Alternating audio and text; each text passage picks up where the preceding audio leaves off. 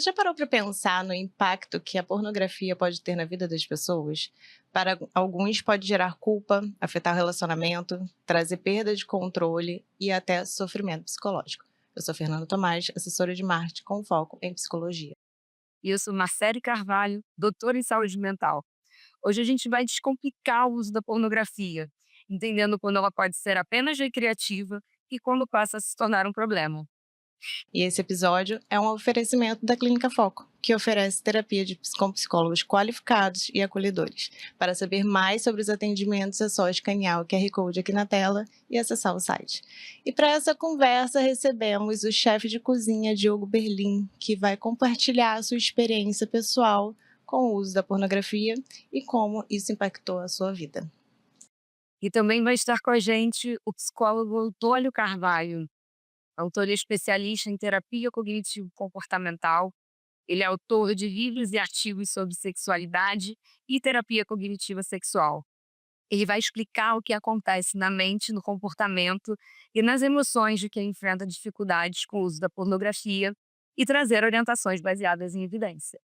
Então já se inscreve aqui no canal, deixa seu like, compartilha esse episódio com quem precisa ouvir mais dessa conversa e vamos descomplicar? Bem-vindos Descomplicadamente. Sejam bem-vindos, Antônio, Bem-vindos, obrigada. Prazer estar com vocês. Diogo. Obrigado pelo convite. Então vamos começar o nosso bate-papo Vamos. sobre o uso da pornografia. Vamos lá, a gente vai começar hoje com a história. A gente queria saber um pouquinho quem é o Diogo, para começar, que a gente entenda que é um ser humano, como... É isso. Diogo é um cara normal, um cara simples, um cara família, pai do Miguel, marido da Carla, um cara que é chefe de cozinha, que trabalha com cozinha hoje. Tava até falando com o Antônio nos bastidores, ele já tive banda, fiquei 12 anos na estrada, então fazer podcast não é algo novo para mim, é algo que eu bem ou mal domino, me sinto à vontade. E vim aqui para contar um pouco sobre esse tabu, esse assunto tão delicado que é falar de pornografia, falar sobre sexo e suas variantes, e falar um pouco sobre a minha experiência, assim, é algo que eu acho que boa parte dos homens passa. Sim. E falar um pouco disso, assim, de como eu entendi que isso podia me fazer mal, entender como eu entendi que isso me prejudicava de alguma maneira e como eu consegui, de certa forma, sair disso e entender que a minha vida podia não ter essa parte dentro dela para fazer sentido. Então explica um pouquinho ali, como que foi esse começo, em que momento você começou a utilizar a pornografia, em que momento você também sentiu que ela estava atrapalhando a tua vida?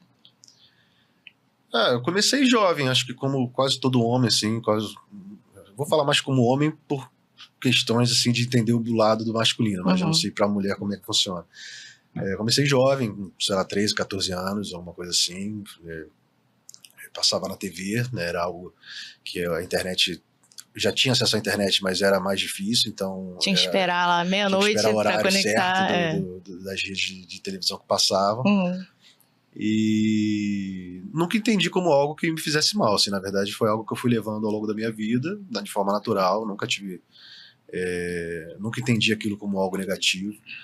E conversava com amigos também sobre, vi tal filme, ou era algo tipo, que era conversado natural. assim, não tanto, mas quando conversado era sempre algo mais pejorativo, alguma coisa mais de sacanagem, assim, zoando, alguma coisa do tipo, do que falando sério, né? E aí eu fui em 2000, se eu não me engano, em 2021, eu tava voltando de São Paulo, tinha feito um show lá, tava voltando de São Paulo com o guitarrista da minha banda na época, e aí ele comentou sobre um programa chamado Achismos, onde o entrevistador com o Maurício Meirelles chamava uma pessoa específica sobre algum assunto, e era um psicólogo voltado para esse lado da pornografia. E eu não lembro exatamente porque que ele comentou comigo, mas eu sei que aquilo me chamou uma atenção. Assim, eu falei, cara, me interessou, eu fui ver o episódio para entender o que era aquele universo. E comecei a ver o episódio e fui percebendo que algumas coisas faziam sentido ali para mim, que eu me conectava com algumas informações que ele deu, algumas coisas faziam parte do meu universo. Tipo o que, Diogo?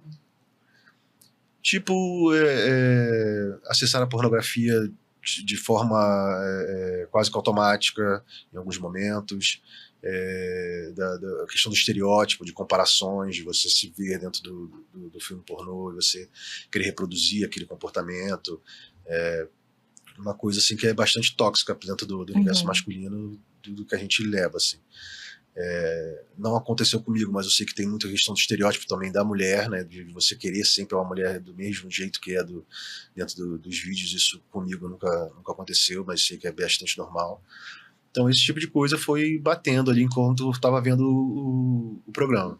Foi te acendendo uma luzinha ali, né? Foi meio que me despertando um negócio, falando, cara, tem alguma coisa aí que pode ser que seja mais do que eu sempre pensei que fosse.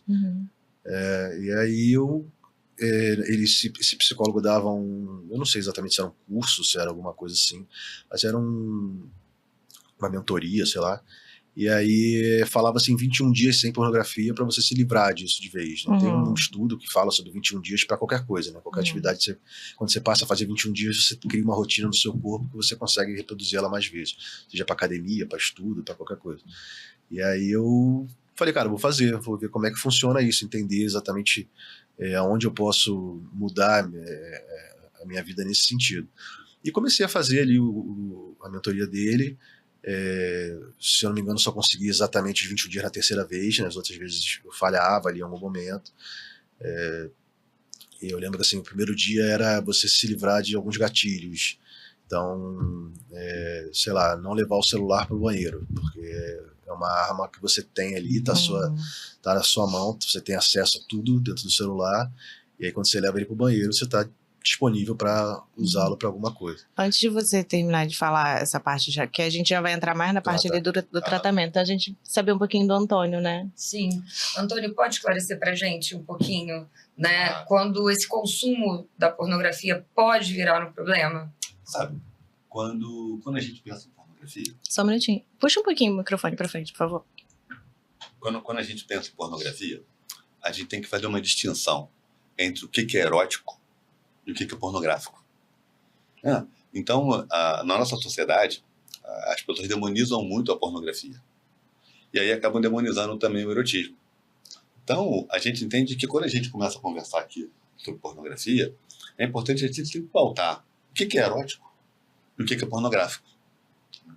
Então, por exemplo, realmente, a pornografia, ela tem tudo isso que o Diogo falou, né? Poxa, o papel da mulher é um papel que está sempre submisso, você tem uma ideia errada do que seria a resposta sexual humana, você tem isso de maneira distorcida. E aí o que acontece é que realmente a pornografia, ela pode causar vários problemas, não tenha dúvida. Mas quando você, junto com a pornografia, tira o erótico, isso também é problemático, sabe? Então a gente tem que ter esse cuidado de você poder não deixar que o fato de você não fazer a pornografia também não tire da sua vida o erotismo. Perfeito. Mas tem uma questão que beira ali uma dificuldade de controle de impulso ou até uma certa dependência do consumo desses materiais que podem trazer prejuízos, né? Que eu acho que é mais ou menos o que o Diogo falou pra gente. Sim. Você tinha uma frequência ali, né? Você precisava fazer esse... Era algo automático, assim, em alguns momentos, assim. Era algo que, às vezes, você não tá com... Quase como se fosse um vício, assim, alguma coisa do tipo. Você tá no automático, você não tá com vontade daquilo, mas ao mesmo tempo você quer fazer. Então você vai lá e faz o uso daquilo, seja na droga, seja com bebida. É porque automatiza, né? A justificativa vem uma busca de prazer, mas daqui a pouco ele diz que nem isso mais estava acontecendo. Né? Ele não tinha vontade, mas estava ali insistindo naquele... Passa a ser um impulso, né? Porque, diferente dos outros vícios, digamos, das outras dependências, a pornografia você tem uma premiação muito rápida, né? Então é tudo muito rápido. Né? O pornográfico é rápido, é dinâmico, é imediato. E quando a gente pensa no erotismo, o erotismo é mais uma degustação, né? E a pornografia é muito rápida. E quando você tem uma premiação muito rápida, você condiciona muito rapidamente. Né? E aí aquilo vai gerando um desconforto, você faz o ato, aquilo te dá um prazer imediato, aí você tem um alívio. E aí o que vai acontecer é que a dependência da pornografia muitas vezes entra numa questão de reforço negativo. Você tem um reforço, você tem um desconforto, que você está naquela fissura, e é interessante saber por que isso aconteceu, como isso aconteceu na vida da pessoa, e ela vai lá e se masturba, ou vê a pornografia, né, com o intuito de ter algum tipo de prazer. E aí ela sente um alívio depois de ver a pornografia. E aí isso funciona como um reforçador. Só que E é aí, por isso que é difícil parar esse Por ciclo, isso que é como o difícil Diogo parar esse falou, ciclo. né? Ele tentou 3 vezes lá entrar naquele protocolo, só na terceira vez que ele se sentiu livre, livre. né? Então, mas o risco é não deixar que isso comprometa o erotismo. Uhum. Né? E muitas vezes, quando isso não é discutido, você acaba generalizando isso como algo demoníaco, como algo ruim. Né? Então, a pornografia, ela tem um lado ruim, mas a gente não pode falar que tudo é ruim na pornografia. Porque a pornografia ela tem um papel, muitas vezes, importante de aumentar a fantasia, aumentar o erotismo, criar mais situações de imaginação. Então, Esse é o que a gente pode chamar do uso recreativo? Do uso recreativo. Tem um lado positivo na pornografia. Né? É claro que, como tudo que você faz em excesso faz mal, é isso que você tem que observar. A questão é como você faz o uso daquilo, a maneira que você faz o uso. Então, há tempos atrás, eu tive um paciente que ele não conseguia chegar no trabalho na hora porque ele ficava vendo pornografia. Então, ele ficava se masturbando a manhã toda, vendo pornografia, acessando no banheiro, e aí aquilo ia gerando uma fissura nele e ele não conseguia chegar no trabalho e foi demitido. Uhum. Então, você vê bem, olha o problema. Atrapalhou a vida dele, né? Atrapalhou a vida. Uhum. Agora, se você tem um casal que topa, né, assistir um vídeo erótico, ou erótico ou pornográfico, depende do que é a definição entre erótico e pornográfico, né? E isso gera fantasia, gera consentimento, isso é positivo. Mas se a pessoa já teve alguma questão ali de realmente prejudicar a vida dela, e aí ela consegue cortar, é aconselhável a pessoa ela tentar utilizar de forma recreativa? Então, o que é importante aí é entender que é o seguinte, a pornografia, ela realmente pode ficar de fora. O que não pode ficar de fora de um relacionamento é o erotismo. E como é que você define esse erotismo? Então, a pornografia, como o Diogo colocou aí, né, na fala dele, primeiro eu quero parabenizar o Diogo, que é um herói, né, um cara muito legal você tá trazendo esse assunto pra gente discutir aqui, pô, realmente fantástico, é muito legal a tua atitude, e como é importante isso que você está fazendo aí, pô, tem um papel muito legal, né. Então, assim, quando a gente pensa na questão da pornografia, ela tem uma série de coisas que vêm ruins, principalmente o papel da mulher, a mulher como submissa, usada, a ideia da pornografia como algo que as pessoas usam como educação sexual. Sim. Esse é o grande problema. Porque as pessoas eu veem acho a pornografia que e vai acham até além, que... né, disso, Antônio, porque tem várias vertentes nesse sentido.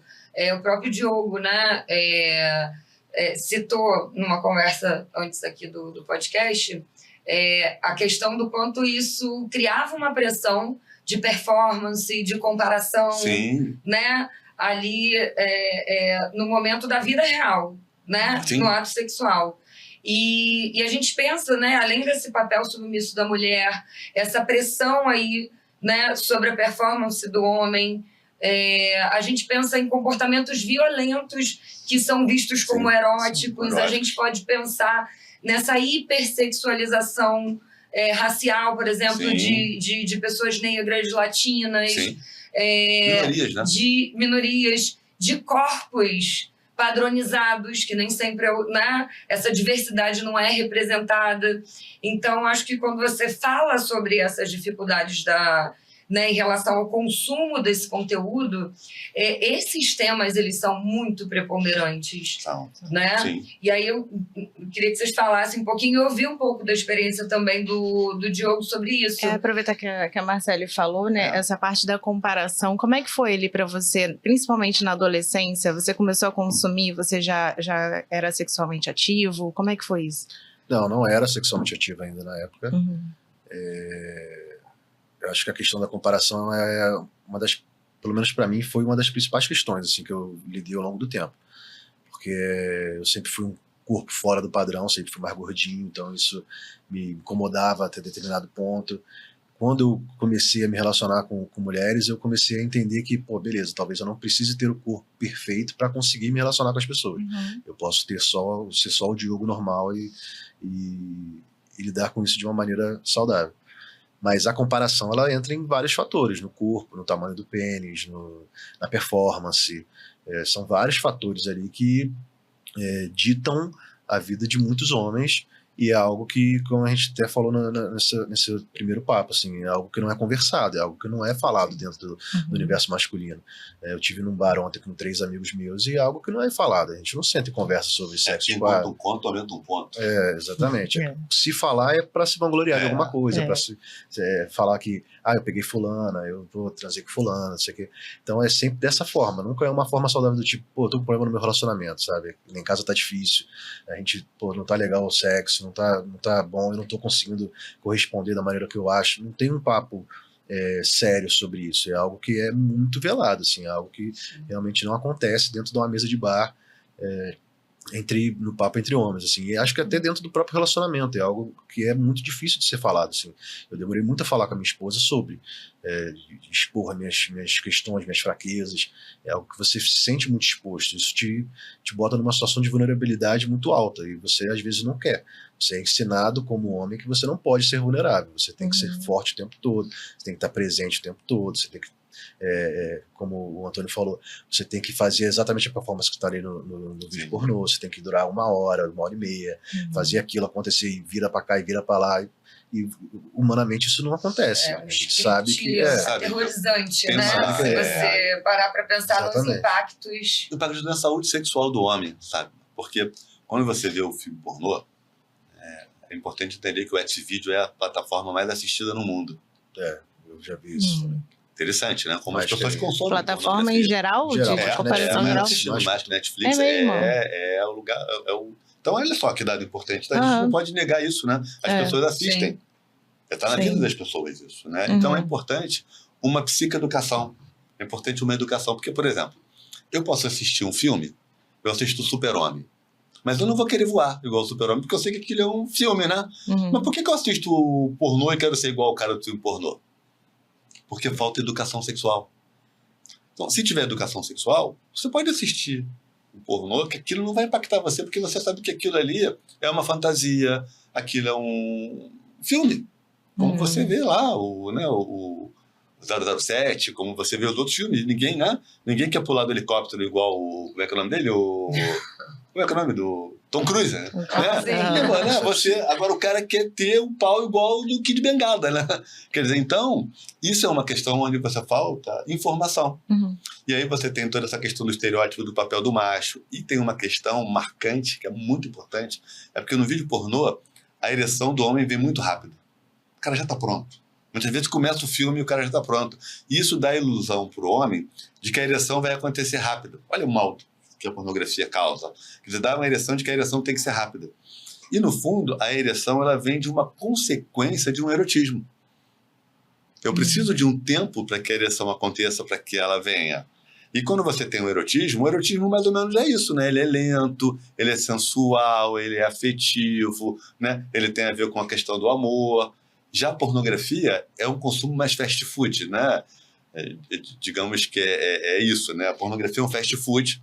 E aí você tem o erotismo com algo mais que onde você vai degustar aquilo. Mas aí você está falando no conceito de relacionamento, né? Se você pensar numa relação casual, por exemplo, talvez isso não afete um pouco ali a visão, principalmente do homem, né? De objetificar a mulher e tudo mais. De uma coisa mais imediata. Porque não vai ter sentimento, né? Primeiro momento realmente não tem. E aí, muitas vezes, a disfunção erétil, que as pessoas falam assim, olha, a pornografia causa disfunção erétil. Como é que é isso? Por que causa disfunção erétil? Não é porque você viu a pornografia que você vai ter disfunção erétil. Mas se você começar a ter parâmetros distorcidos, isso sim pode te causar uma disfunção erétil. Por quê? Porque você começa a achar que a sua performance está inadequada. E aí, quando você começa a achar que a performance está inadequada, aquilo vai gerando ansiedade, autoobservação, você fica prestando atenção em você, aquilo vai gerando mais angústia, e aí que a resposta erétil não vem. E a resposta erétil não vindo, eu começo a me sentir doente. E aí, me sentindo doente, eu estou mais distante do cara do filme, imagina. O cara do filme está lá e eu estou aqui. E aí eu vou tendo uma ideia de que eu estou muito doente. Você se sente menos homem. Menos homem. Sim. E aí entra também outra coisa que é muito importante na nossa sociedade, que a gente vive uma pandemia, e é legal ter esse espaço para a gente poder falar disso, que é a dependência da medicação oral. Sim, também. É um link importante para a gente falar da pornografia. Por quê? Porque se eu quero ter a minha resposta erétil igual o cara do filme pornô, peraí, como é que eu vou conseguir isso? eu vou lá e tenho que tomar um remédio. Sim. A partir do momento que eu tomo um remédio, quem toma remédio é quem está doente, não é verdade? Sim. Né? Toma remédio todo doente. Então eu passo a ter então, uma ideia da sexualidade medicalizada. Por quê? Porque se eu uso como referência o filme pornô, caramba, eu não vou conseguir ter aquela resposta do filme porque é acreditado. Muitas vezes o sujeito que faz o filme pornô usa a medicação vasoativa, papaverina, prostaglandina, que é uma injeção que o homem aplica no pênis, e aí ele fica com ereção por 2, 3, 4 horas. E ele consegue fazer os takes de filmagem. Isso faz com que a ereção não oscile, com que o pênis fique ereto o tempo todo. Aí, vê bem, você tá vendo aquele filme e fala, caramba, tem uma coisa errada comigo, porque a minha ereção, tô oscilando, pô, perdi a ereção, troquei de posição aqui, perdi a ereção, pô, tô com algum problema. Porque o filme que eu tenho na minha mente, não acontece com o cara do filme. E já começa a ficar com medo de não dar conta e já vai afetando de alguma forma, né? Então, olha como é que você tem um desdobramento, né, da questão da pornografia. Ele não precisa nem ser o vício, com certeza, porque ele torna aquilo muito mais intenso, né? E fica muito pior. Porque a gente tem duas questões. Uma coisa é desinformação com relação à pornografia, e outra coisa que o Diogo está trazendo aqui, que é eu não consegui não ver, né? Eu não consegui não fazer, ficar refém daquilo. Tudo vício é muito ruim, não é verdade? Sim, não importa o que seja. Sim. E aí, como é que você vê essas consequências para sua vida, Diogo? A gente falou de várias coisas aqui diferentes, né? O Antônio trouxe aí vários lados. Não quer dizer que isso vai acontecer com a maioria das pessoas. Pode cada um de um jeito. Cada pessoa de um jeito diferente, né? Tô colocando assim de uma maneira. Em que áreas da tua vida, né? E até como isso veio como um problema aí para o mundo real, né? Quando você saía do momento ali de consumir. Então, eu acho que assim, as consequências, por exemplo, quando ele citou do paciente dele que perdeu o trabalho, tipo, nunca afetou minha vida externamente, assim, eu nunca deixei de fazer algo por conta disso. Mas me afetou mais, eu acho que dentro da minha vida sexual mesmo, assim, da questão da performance, a questão de querer corresponder a determinadas coisas, a questão de querer agradar mais do que ser agradado em alguns momentos, né? Porque eu preciso estar ali, eu preciso fazer com que seja bom para outra pessoa, mas e para mim? Para mim também tem que ser bom, mas a preocupação maior fica sendo o outro, fica sendo corresponder à expectativa do outro. Muito legal isso que você está falando. Isso é muito comum dentro do universo masculino, porque é o famoso eu preciso fazer ela gozar antes de qualquer coisa. Então o trabalho só acaba quando ela goza. Então, você vai criando regras, né, de funcionamento, vai precisando obedecer essas regras. Sabe, Marcelo, o filme pornô, ele segue o script, é sempre igual. Ele segue o mesmo script. Exatamente. É o mesmo script. Todos os filmes, ele segue o mesmo script. Você tem ali a excitação, normalmente a mulher fazendo sexo oral no homem, o homem fica de pênis ereto, ele penetra, a mulher goza, o cara goza. Esse é o script, né? A gente está falando de relações heterossexuais, né? Mas em relações homoafetivas também tem um script, também tem um estereótipo, né? E entra na mesma gravidade. É legal a gente falar, né? Porque às vezes a gente está falando aqui do homem e da mulher, mas é importante que as pessoas estejam escutando que quando a gente fala de homem, estamos falando de pessoas com pênis. Né? E a gente também está trazendo no contexto do convidado.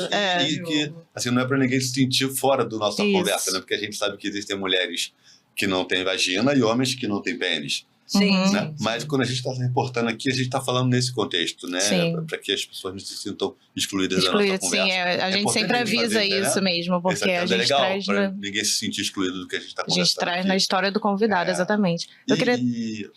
Pode falar. Entender que isso funciona tanto para o homem quanto para a mulher, independente da orientação também. Independente do tipo, o que a gente está conversando aqui vale para qualquer tipo de orientação. Pode acontecer. Porque a gente está falando de pessoas. Sim. Independente da orientação, vale igual. Sim. Não, a pornografia vale para os dois, tanto para o homem quanto para a mulher. Tá. Mas diferente do contexto masculino que o Diogo trouxe, as mulheres conversam muito sobre. Eu acho que é muito mais fácil de a gente entender o que está acontecendo ali. Já aconteceu entre amigas, assim, de... meu marido não tá querendo, eu não sei o que tá acontecendo, ele fica muito tempo sozinho, fica muito tempo no banheiro, não sei o que.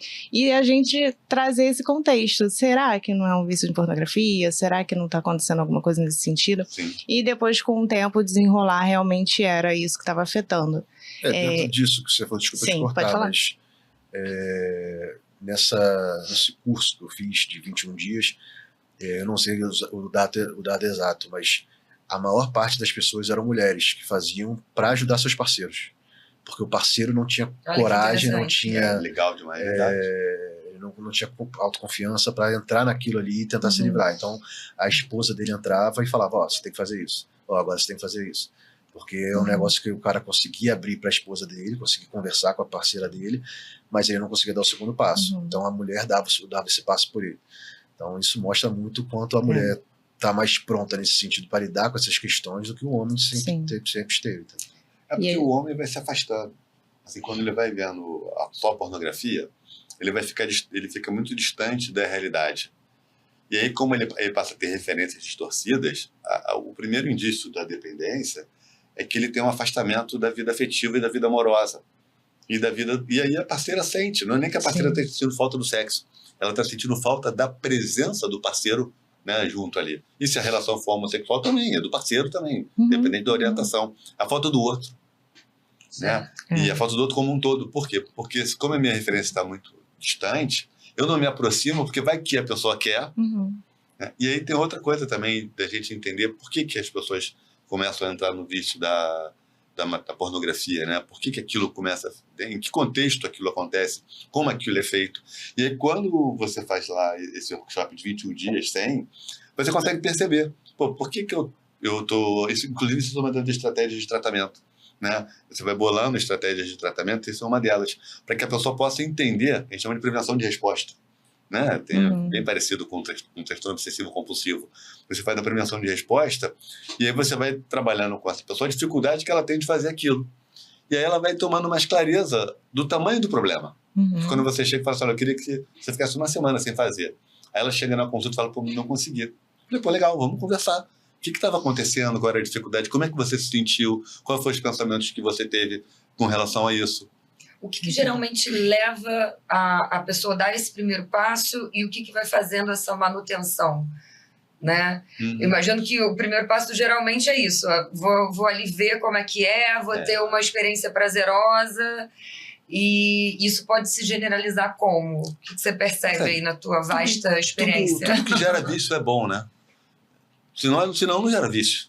Mas eu não posso ter assim uma emoção desagradável e aí aprender. Então eu vou fazer algo ali que é bom para algo que está me. Porque, por exemplo, o fato da pessoa ver o pornô e se masturbar, a gente não pode falar que isso não pode.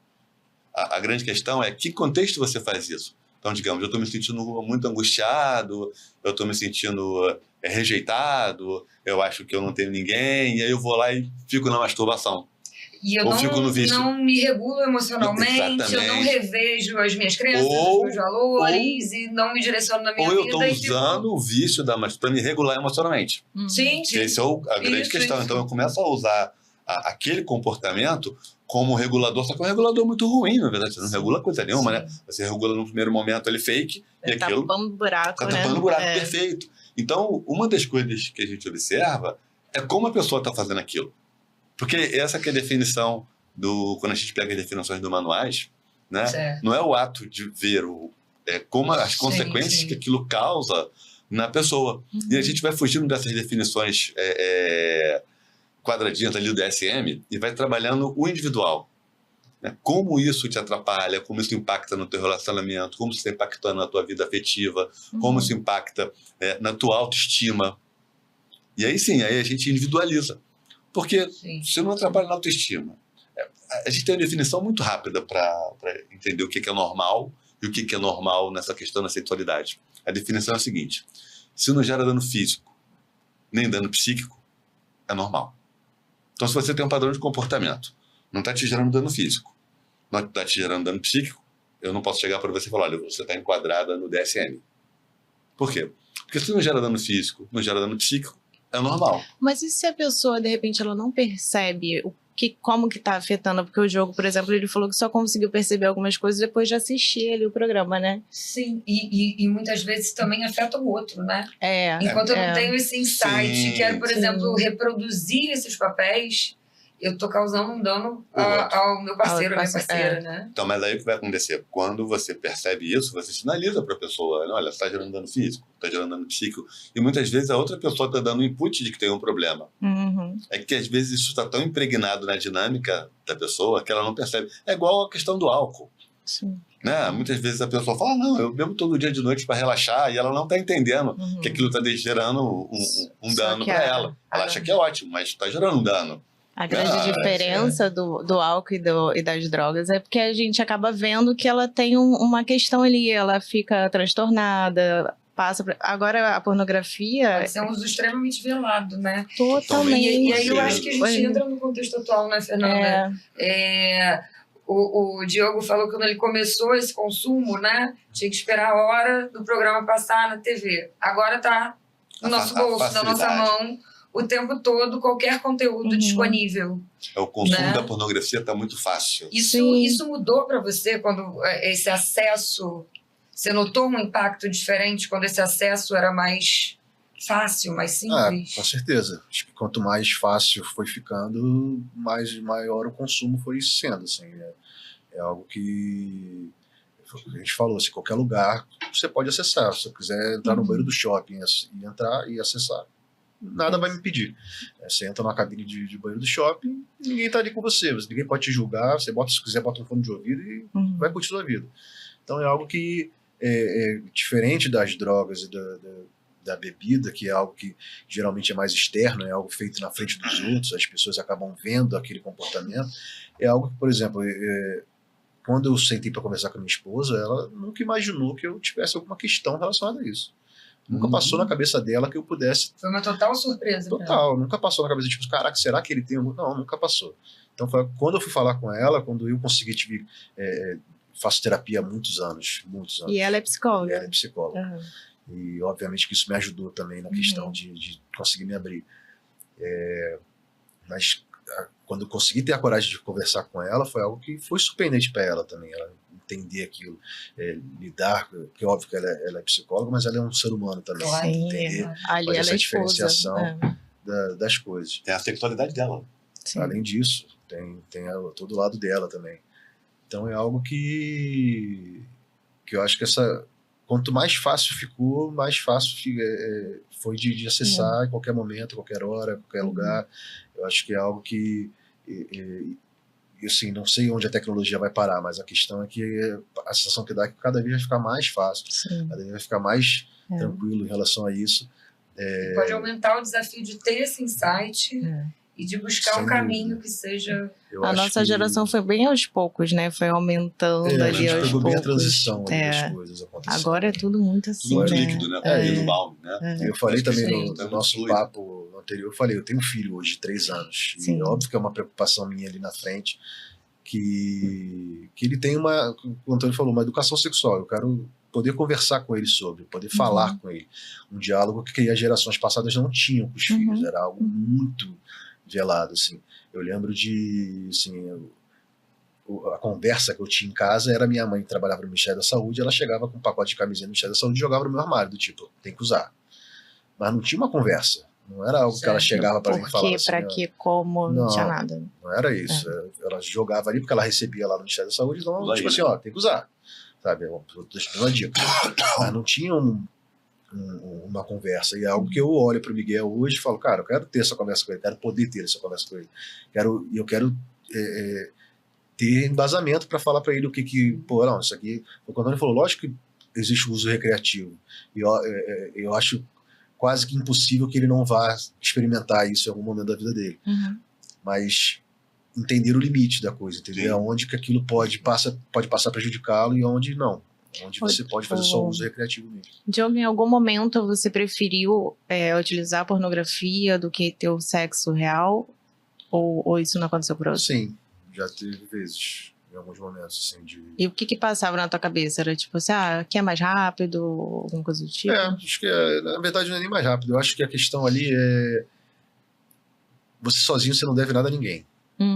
Você só deve satisfação a você. Então você não tem que se comprometer com o outro. E você já sofria essa autopressão, né? Então é mais fácil eu fazer sozinho do que eu ter que, vamos lá, é preliminar, e isso e aquilo, eu tenho que fazer a pessoa chegar no lugar, naquele lugar. Papo, né?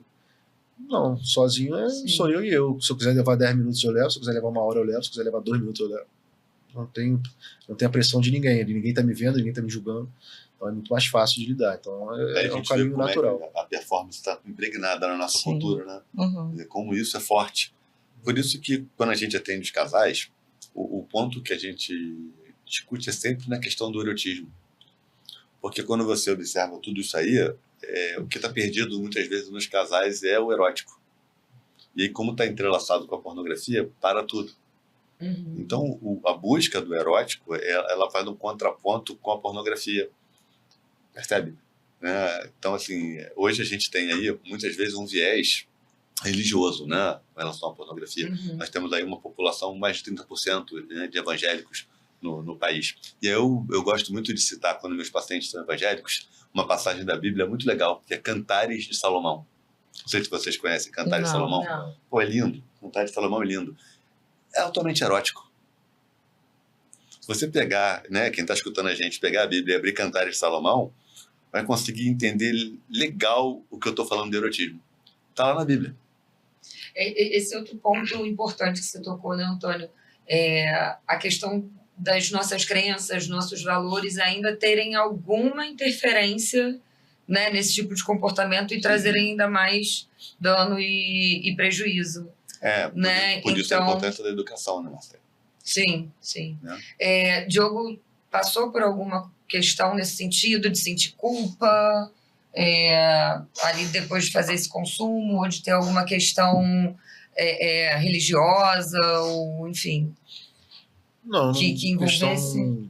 Questão religiosa não, assim, mas acho que a culpa acaba sendo inerente ali, né?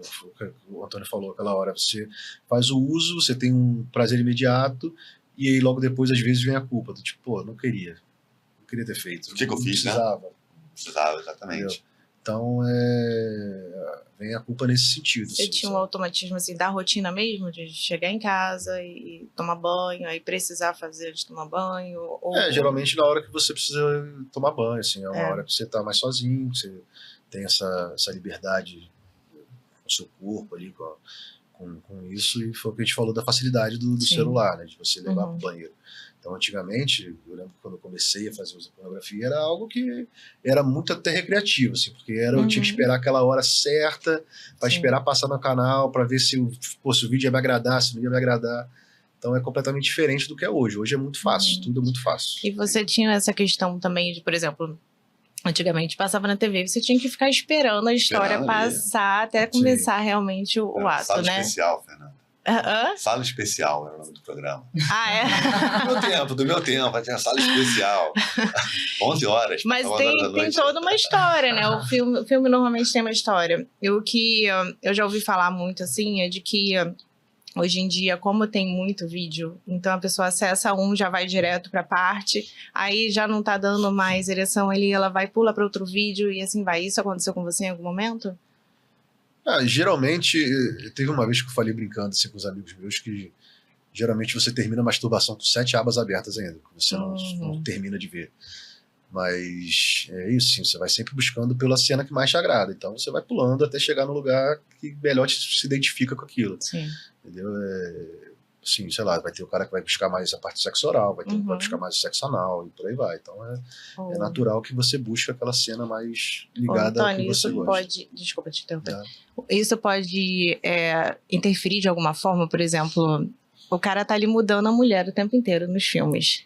E na casa dele tem a mesma mulher sempre. Então, isso pode interferir de alguma forma? É porque a mesma mulher eu posso ter a mesma mulher 25 anos, ela cada dia ser diferente pra mim, né? Sim, isso é muito legal. Se a pessoa se renovar dentro da relação, como né? eu enxergo, né? Eu não preciso trocar de mulher, eu posso manter a mesma, contanto que eu não deixe de ter as minhas fantasias, a minha imaginação, a minha parceira também, né? E o grande problema lá da pornografia é porque como ela vai automatizando, aquilo vai deixando de ser erótico, interessante, porque você automatiza. Sim. E aí começa aquela busca desenfreada por cada vez mais fantasias.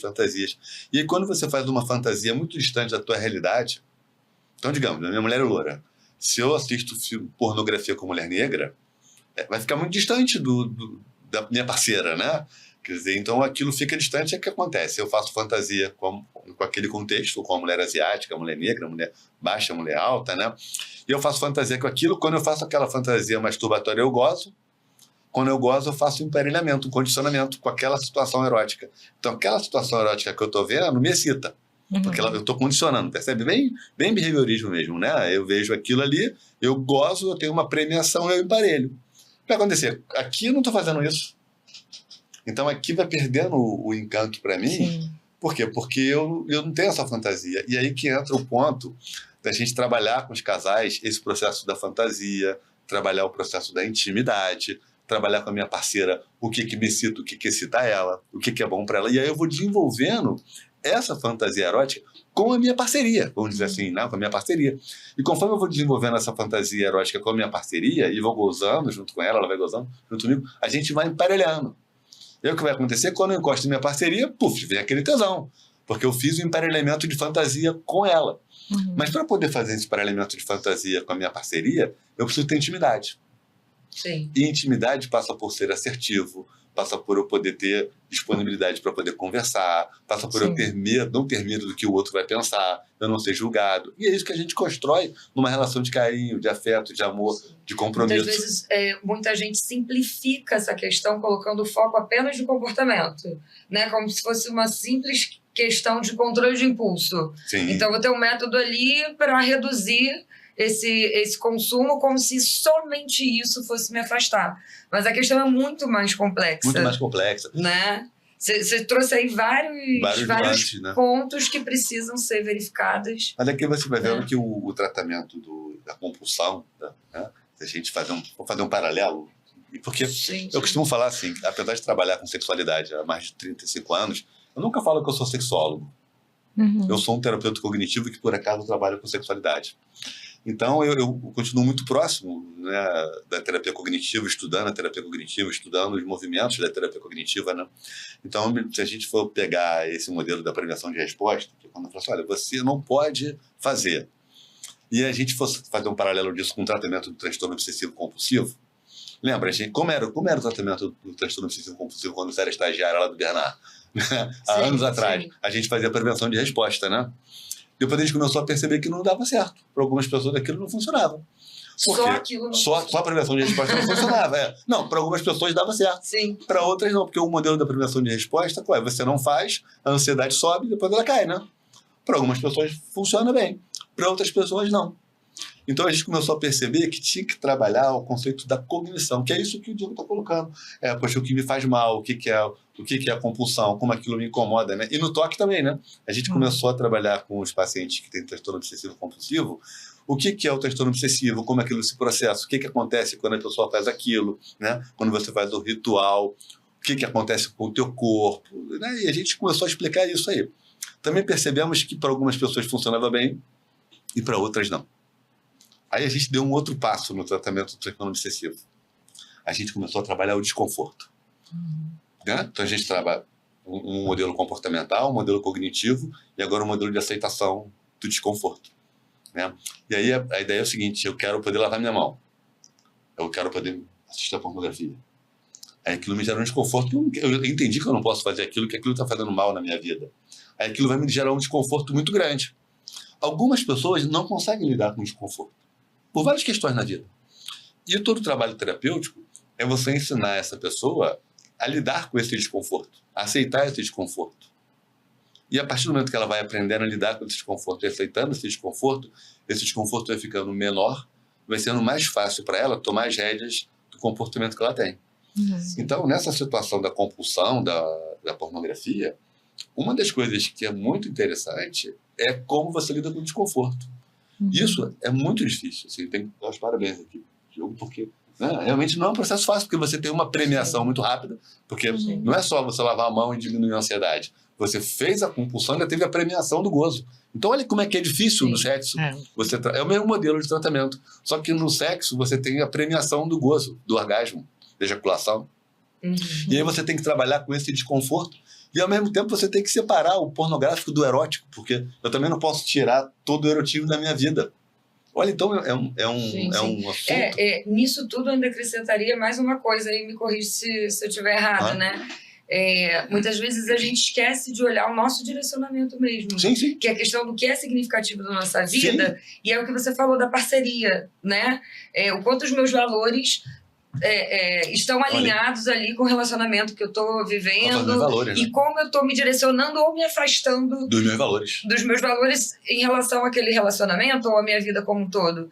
Então, tem todos esses modelos explicativos, todas as estratégias que a gente pode utilizar, mas eu também preciso estar alinhado com aquilo que é significativo para minha vida.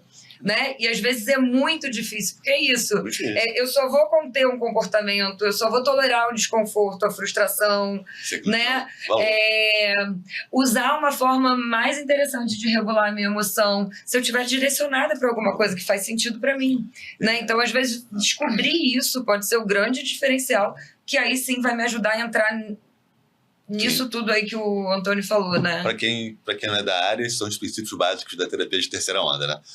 Da terapia cognitiva é o princípio da ACT, né? Você tem os valores, aceitação, desconforto. E esses são princípios muito interessantes que a gente vem trabalhando ultimamente. Então, olha como é que o modelo de tratamento ele foi evoluindo, né? Sim, a gente trabalhava de uma maneira 20 anos atrás, 30 anos atrás, depois trabalhamos de outra 20 anos atrás, 10 anos atrás, e agora a gente está trabalhando outros modelos. Né, que é o modelo de lidar com a ansiedade, com o desconforto de uma maneira mais amigável, né? E não demonizar esse desconforto como, poxa, é ruim, eu vou aprender a lidar com isso e vou seguir os meus valores. Sim, aí a pergunta que não quer calar, né? Diogo, como é que foi tua experiência aí nessa virada de chave, né? Você falou que você começou a notar que isso era um prejuízo para você e aí buscou ajuda. O que foi fundamental para você nessa mudança, né? De você perceber o prejuízo e se direcionar para algo que fosse mais saudável para você? Eu acho que tem algumas coisas que foram fundamentais. Assim. A primeira foi a parceria dentro de casa. Eu acho que isso foi fundamental, de eu conseguir falar com a minha esposa, de eu abrir isso para ela e externalizar esse problema. A segunda, a terapia. A terapia foi algo também que, quando eu identifiquei isso e passei a falar disso dentro da terapia...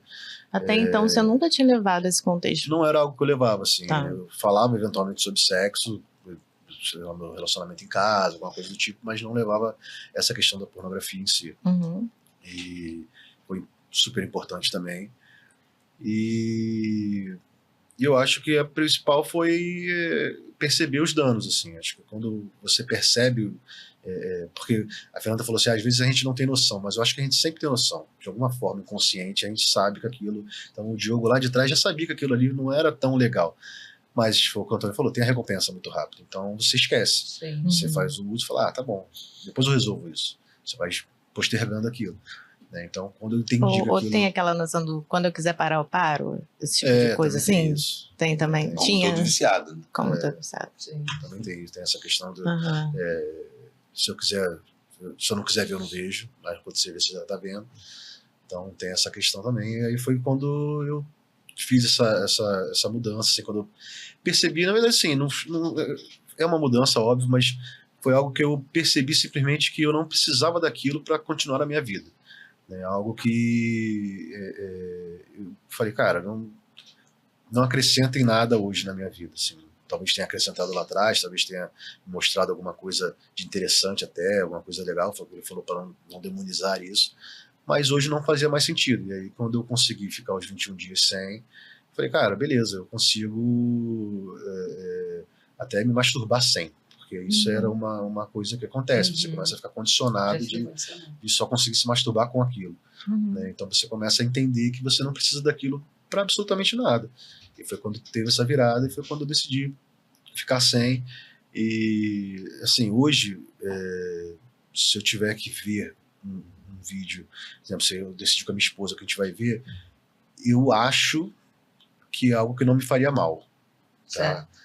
Mas eu sozinho hoje eu não vejo. É algo que eu tirei da vida e falei, cara, eu não quero, não tá fazendo sentido para mim assistir o vídeo sozinho e ter esse ganho secundário na coisa, entendeu? Ô, Diogo, você falou uma coisa aí que é legal pra caramba, sabe? Uma das coisas que a gente trabalha na terapia é fazer com que o paciente consiga fazer isso sozinho. Porque quando a gente consegue estimular o nosso autoerotismo, a nossa fantasia, aquilo tá com a gente, né? E eu vou fazer o que eu gosto, da minha maneira, junto com a minha parceria. Então, um dos modelos, uma das técnicas, né, digamos assim, se pode chamar de técnicas, é trabalhar com o paciente para que ele consiga fazer sozinho. E, muitas vezes, essa transição é muito difícil. Porque quando você tem um estímulo muito intenso, quando você faz sozinho, isso é mais difícil. Mas conforme você vai treinando, você vai estimulando a tua mente, vai imaginando, vai fantasiando, aquilo vai ficando mais fácil. E o que acontece é que você vai fazendo as pazes com você mesmo. Porque é você com as tuas fantasias, com os teus desejos, dividindo com a sua parceria, sem script, né? E você vai descobrindo realmente o que você gosta, o que realmente é bom. Então, um dos passos, né? Tem vários passos. Esse é um passo legal, de você poder ali olhar para você e falar, pô, eu vou fazer comigo. Eu vou me permitir, né? Eu vou me tocar, eu vou me estimular, eu vou me fantasiar, eu vou... É até uma das coisas que a gente chama de foco sensorial. Eu vou sentir o meu corpo. E para o homem, isso é fantástico, porque a gente não aprende isso. Sim. Né? A gente acaba tendo uma sexualidade muito genitalizada. E quando a gente vai fazendo isso aí, a gente vira um amante melhor. Porque a gente vai amando, né? Vai vivendo o toque, o afeto, o carinho, que é o grande barato do sexo, né? Porque a gente faz sexo... Você está experimentando também o processo, né? O foco não é só no final. O foco é no prazer, não é na performance. Exatamente. Então, quando você vai mudando o paradigma e vai focando no prazer e vai entendendo que o prazer pode ser muito mais amplo, e eu vou descobrindo novas formas de prazer, pô, isso é um barato, porque você vai vendo o sexo diferente da performance, diferente do consumo, você vai vendo o sexo atrelado ao conceito de prazer. E esse é o grande lance, né? Você fazer sexo para ter prazer e esse prazer te levar a ter a resposta sexual. E normalmente quando a pessoa vê o vídeo pornô, ela está na busca da resposta sexual para ter o prazer. Vocês percebem a sutileza? Sim. Eu tenho que ter o prazer e o prazer vai me levar a ter a resposta. Mas as pessoas estão muito preocupadas em ter a resposta, e daí essa coisa da pornografia vem de maneira muito rápida. Aí a pessoa tem a resposta, para ir dessa resposta ela buscar o prazer. Sim. E quando a gente consegue trabalhar com o casal, trabalhar essa reestruturação cognitiva através de uma psicoeducação, entendendo isso, explicando isso para o paciente, olha, primeiro você tem que ter o prazer. Para o prazer te dar a resposta sexual que você quer. E o que é prazer para você? Muitas vezes o casal não sabe. Porque está tão distante dele. E aí você tem um insight, pô, caramba, eu gosto disso, eu gosto daquilo, outro, aquilo é legal da gente fazer, pô, isso aqui é gostoso. E aí você vai tendo uma conexão de novo nos casais, sabe? E isso é muito gratificante. Às vezes estava perdido ali. Estava perdido. O Diogo, me explica um pouquinho como é que foi esse processo, assim, o passo a passo que você seguiu. Você identificou gatilhos, né, que você já tinha falado. Basicamente identificar gatilhos, tirar a facilidade da coisa e entender, assim, pequenas nuances, às vezes, que podem te dar novos gatilhos, coisas que estão muito inseridas no nosso dia a dia. Então, eu lembro, assim, de pessoas que tinha um grupo lá que a gente conversava, trocava.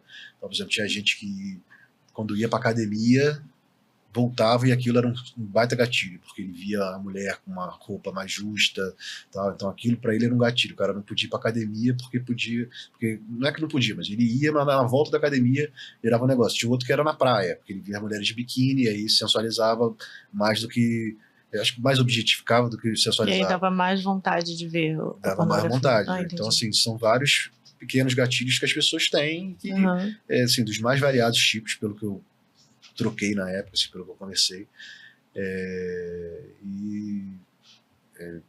Basicamente é isso, assim, acho que mais importante ali é você identificar os seus gatilhos, entender o que você pode, o que pode acontecer com você, qual lugar que você consegue ir sem que aquilo te faça mal, sem que aquilo seja uma desculpa para você depois fazer o uso e tal.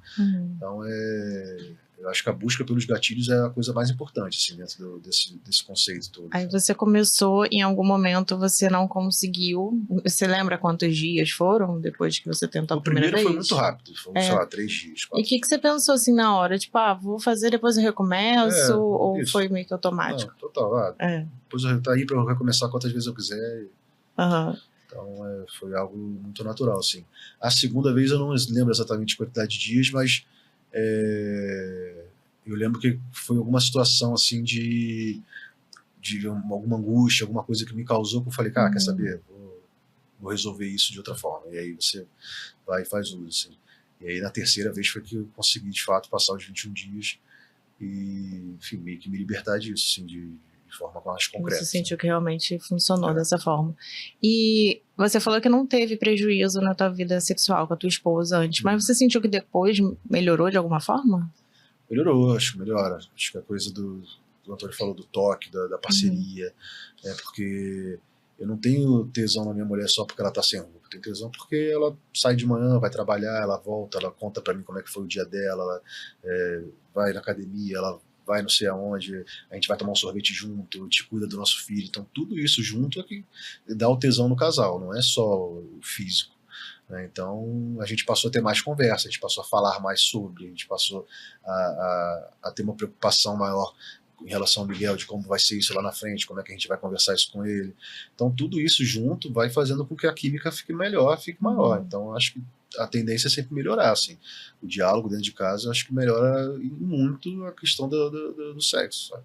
Você sentiu medo em algum momento? Eu tô aqui, ó, batalhando, metralhando. Não, mas ótimo. É porque acho que talvez sejam partes, né? Você tá fazendo as perguntas sejam partes curiosas que as pessoas realmente vão ficar se perguntando. As pessoas querem fazer. Você teve medo de falar com ela em algum momento? Todos os momentos. E olha que ela é uma pessoa que você já conversa muito, que você tem uma facilidade, a gente tá psicóloga. 14 anos juntos. 14 anos juntos. É uma vida juntos e a profissão que ela tem, ainda assim, foi uma dificuldade muito grande, assim, falar. Não foi algo simples, não foi do dia para a noite, foi algo construído, algo falado na terapia, exposto ali, que eu queria conseguir conversar com ela, foi algo que deu muito medo, assim, do julgamento, do que ela iria pensar, do que ela iria achar de mim, se ela ia continuar gostando de mim, se ela não ia, se ela ia continuar me admirando como homem, como pessoa. Então, deu muito medo, assim, de E qual foi falar. a conclusão depois? A conclusão foi que eu tenho uma pessoa espetacular do meu lado. É isso. Até me emociona um pouco, mas é verdade. Legal ela demais. É bom, né? Ela é Porque demais. acho que talvez as pessoas estejam assistindo, né? Estejam com medo realmente de dividir comunicar, isso. Essa emoção que a gente busca quando tem os casais. Sim. A premiação pra gente é essa emoção aí que ele tá vivendo. Isso é o grande reforçador pro profissional quando você tem um casal que vem procurar com queixa sexual. Sim. Esse barato aí, né? E o que você diria, Antônio, para essa pessoa ali que está tentando falar isso com o seu parceiro, com a sua parceira? O que você diria para ela? Eu diria que quando a gente faz sexo, o objetivo é o prazer, né? Uhum. E que se não estiver tendo prazer, tem que parar para pensar, pô, mas se não está tendo prazer, o que está acontecendo, né? Porque o grande barato de fazer sexo é ter prazer, não é verdade? E não é, a gente até faz sexo para reproduzir, mas poucas vezes, né? A maioria das vezes a gente faz para ter prazer. E se não está tendo prazer, eu tenho que questionar, caramba, meu sexo não está prazeroso. Por que será? E procurar ajuda. Procurar um espaço para conversar, procurar um espaço para poder trabalhar os seus mitos e suas crenças. E mais do que isso, se você parar para prestar atenção na palavra pré-conceito é um conceito que a gente faz antes, né? Então todo mundo tem o seu pré-conceito, né? Sim. Todo conceito que você faz antes. E aí quando você senta para conversar sobre isso, o que você está querendo fazer são conceitos. Sim. E aí você tá, pô, isso é um preconceito. Peraí, eu vou sentar aqui e vou... Então, muitas vezes o que as pessoas têm, Fernanda, é um preconceito, um conceito antes, né? Mas muitas vezes porque não sabe, né, o que a gente vai conversar. Por isso, esse trabalho aqui ele é fundamental, né? Então, eu acho que tirar o chapéu aqui pro meu amigo Diogo, porque fantástico, né? Sensacional. Porque isso ajuda que as pessoas tenham menos preconceito. Sim, Porque agora, exatamente. escutando a gente, estão podendo fazer os conceitos, né, dela, né? Bons ou ruins, né? Estão fazendo, né? Sim, né? sim. Estão fazendo os conceitos, né? Pessoal, pra Fazendo conceito. acontecer. Então, eu falaria o seguinte, olha, fique atento para o seu pré-conceito e não deixe o seu pré-conceito contaminar e estragar a tua felicidade. Sim, mas se essa pessoa pensa assim, sei lá, minha mulher é religiosa, de repente ela não vai aceitar se eu contar pra ela e tal, como é que essa pessoa vai trabalhando isso ali no diálogo? Então, Tem alguma ideia? Nenhuma religião, Fernanda, é contra o amor. Nenhuma. E quando a gente, sem ser piegas, né? Não querendo ter piegas, mas quando a gente trabalha o casal, a gente trabalha amor, afeto, carinho. Nenhuma religião. Nenhuma delas. Qual que seja, vai sempre entender o carinho, o afeto, o amor como algo importante. É isso que a gente vai trabalhar. Né? Então, o que eu falaria para a pessoa é o seguinte, olha, a gente vai trabalhar o amor, o afeto, o carinho, a união, a parceria, a assertividade, o companheirismo, uma busca de um projeto em comum, a busca do prazer. Né? E nenhuma religião vai ver isso como algo ruim. Agora, problematizando bastante, se esse parceiro, essa parceira não aceitar, quiser terminar, tiver algum tipo de resposta negativa? Então, muitas vezes, Fernanda, a outra pessoa está coberta de preconceitos, na verdade. Então, a gente sempre chama o casal, é sempre uma terapia de casal. E a gente vai respeitar a outra pessoa. Né? Porque, por exemplo, a minha mulher não gosta de banana. Tudo bem, eu não vou brigar com ela porque ela não gosta de banana, eu tenho que aprender a aceitar a outra pessoa, na verdade. Né? Então, a gente não vai impor a maneira do que é certo e o que é errado. Sim. O que é importante é que o casal consiga definir o que é prazer, é uma negociação. Toda terapia de casal, e independente dela sexual ou não, é uma terapia de negociação. Então, o que a gente quer é que os casais negociem. Então, por exemplo, a pessoa pode não gostar de X. Tudo bem, você não gosta de X, mas e Y? E L, e M, e K, né? O que você gosta? Nem sempre você precisa concordar, Nem sempre concordar e nem sempre precisa ser daquela maneira que o outro quer. Como vai lidar com isso? Como vai lidar com isso? Porque o objetivo é que as pessoas se comuniquem, fiquem bem, fiquem, né? Então, numa terapia... Juntos ou não? A ideia é que fiquem juntos, né? Sim. Porque ninguém se dispõe aí numa terapia de casal. Sim. Né? Pô, imagina, se você foi até lá, fez um movimento, eu diria que quando o casal chega lá é 50% da terapia. O casal chega lá, a gente quer resolver esse problema aqui. Ah, você quer resolver? Você também quer? Que ótimo, vamos resolver. Porque se você quer também, como é que vai dar errado?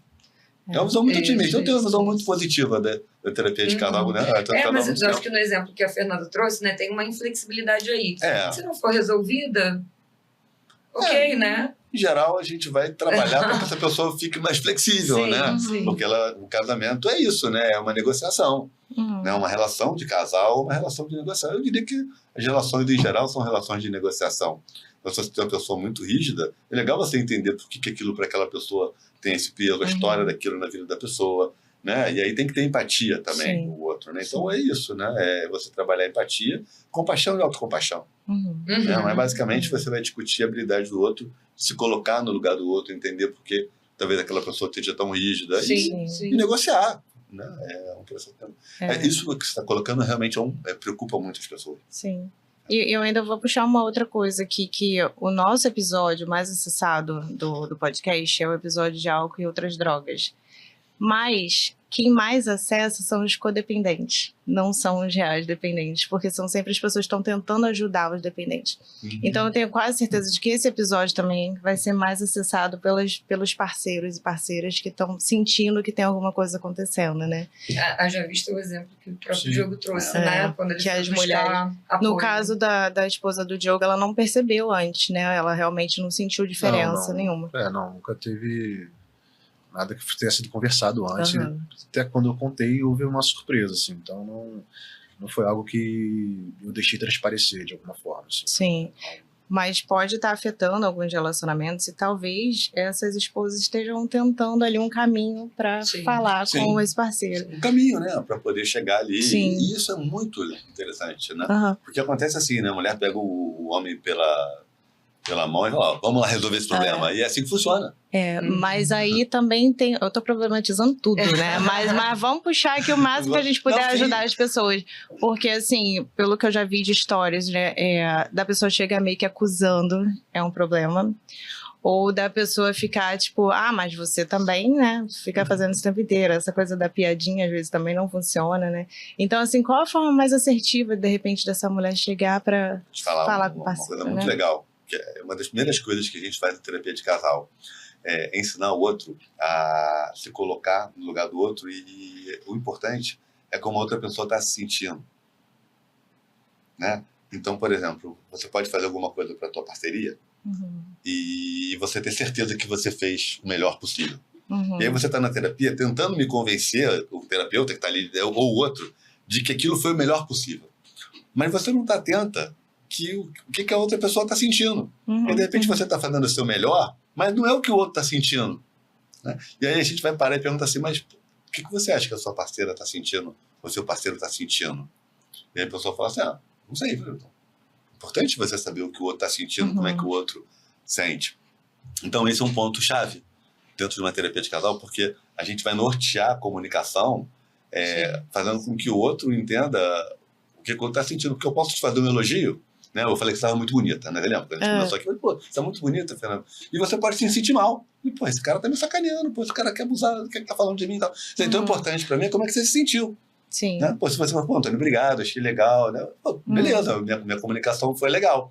Agora, se eu falei isso pra você e você se sentiu mal, eu não faço assim, pô, Marcelo, fiz um elogio lá para a Fernanda, pô, maluca ela, pô, né? Não é nada disso, eu tenho que entender, pô, por que ela se sentiu dessa maneira. Verdade. Né? Então, numa terapia de casal, a gente fala isso, mas o que a tua parceira tá sentindo? O que teu parceiro... Você sabe o que a tua parceira tá sentindo?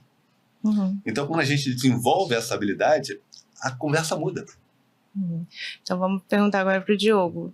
Como que você gostaria, por exemplo, se a sua mulher tivesse percebido, como que você gostaria que ela tivesse chegado para falar para você isso? Você tá problematizando mesmo, né? Pô, tá pegando pesado, né? Sabe por quê? Eu tô problematizando porque eu já tenho ouvido muitas histórias. Tô brincando. Não, eu tô tentando realmente trazer os contextos que eu já participei de pessoas que já prepararam o dossiê e falaram, olha só, você tem isso aqui, isso aqui, isso aqui, isso aqui, então você vai ter que resolver esse problema. E outras pessoas, assim, que, tipo, o homem não aceitou que ele tinha um problema, que rolou uma crise ali no sentido de ela tá problematizando o negócio, Sim, isso não existe, tem mil possibilidades. Então, pra gente entender, né, como é que uma pessoa que tá se sentindo afetada por isso, ela consegue chegar e conversar e falar, será que não é isso? Que tem uma questão? Você acha que teria te ajudado de alguma forma? Eu acho que teria, na questão do medo, né, de você sentir menos medo, de se abrir. Mas eu acho que na questão de qualquer impulsividade, assim, a pessoa precisa entender que ela tem uma questão com aquilo, assim, que aquilo ali traz um malefício para isso. Então, conheço uma pessoa que tem problema com bebida, mas ela não diz que tem. Exatamente. Todo mundo ao redor diz, todo mundo ao redor sabe, é notório, mas ela diz que não tem. Então é muito difícil a gente tentar ajudar dessa maneira.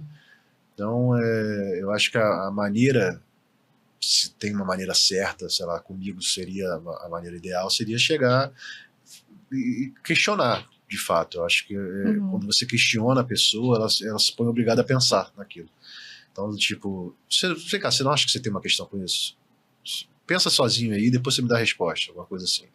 Porque é isso, acho que vai fazer a pessoa pensar, ela vai entender, vai falar, cara, realmente, acho que ela não tá de todo errada, acho que tem alguma coisa aí que tá,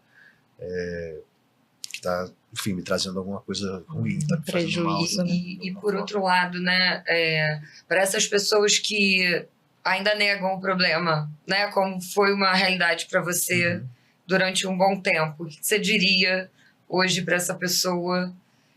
Com a experiência que você tem, com a aula que a gente recebeu hoje aqui do Antônio? Eu acho que foi o que o Antônio falou, você precisa entender se isso está trazendo algum dano para você, né? Seja na sua vida externa, né? No seu trabalho, no seu colégio, no seu relacionamento, ou se está trazendo um dano para você de alguma forma, né? Então eu acho que a pessoa que tem alguma questão com isso, ela identifica, ela sabe identificar aquilo, ela precisa aceitar que tem uma questão com aquilo e precisa aceitar que ela precisa de uma ajuda.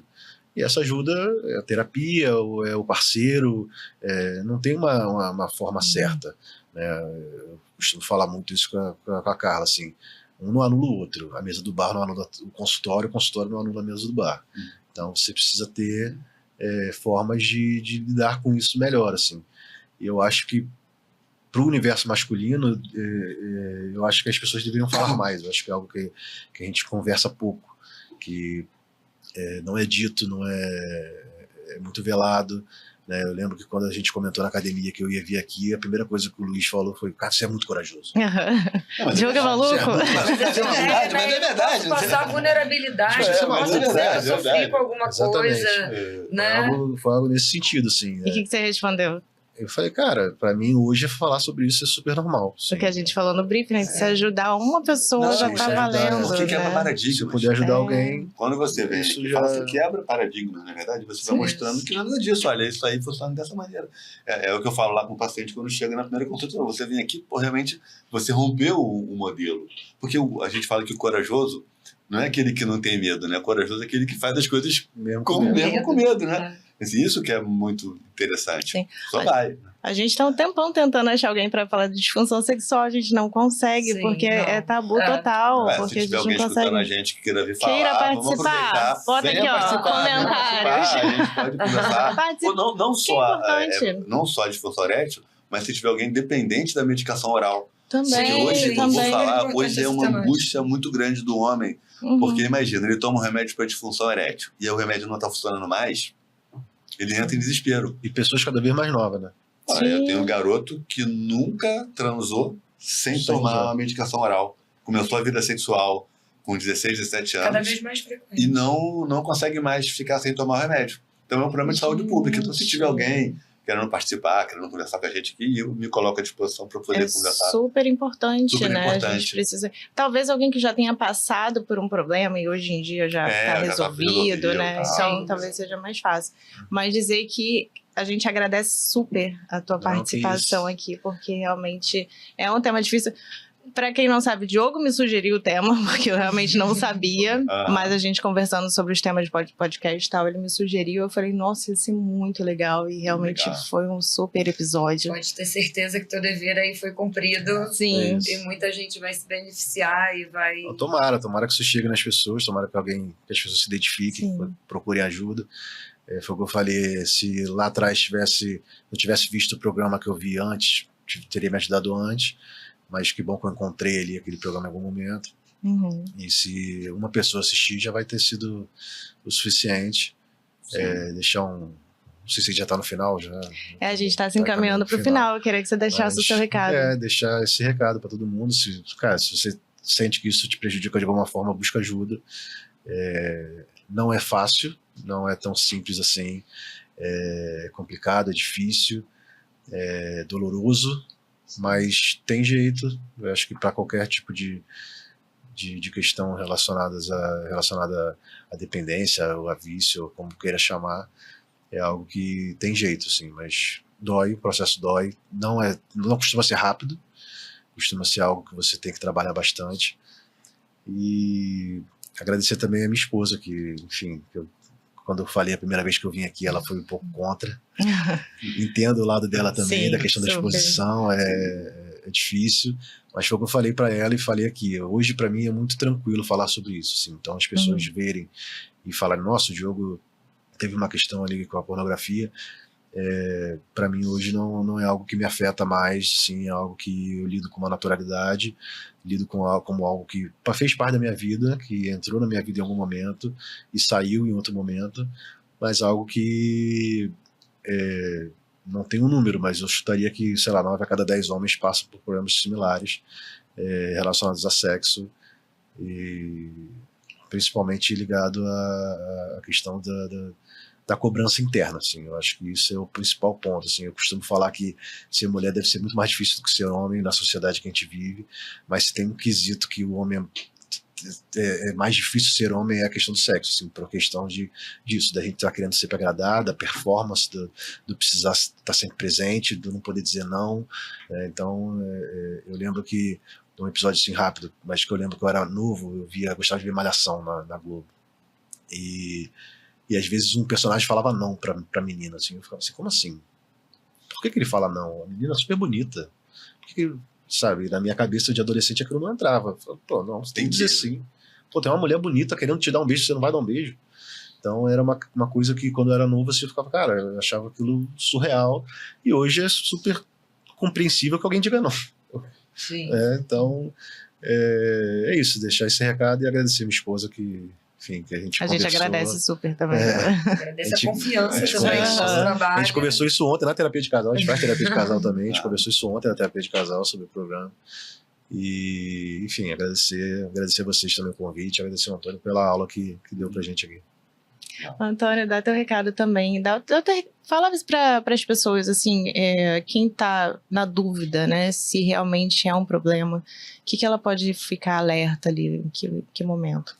Sabe, acho que essa questão da autoestima, né, é o que mexe mais, né? Você vai perdendo autoestima, você vai perdendo, vai se desconhecendo, não vai sabendo quem você é. Isso é um ponto muito sério. Mas sabe o que eu tenho para falar para as pessoas que vêm procurar uma terapia para focar nesse assunto? É que quando você entra para discutir esse assunto, o crescimento é muito grande e você se torna uma pessoa diferente. Você vai passar a enxergar a sexualidade por uma outra ótica. Sim. Diferente do que a maioria das pessoas enxergam.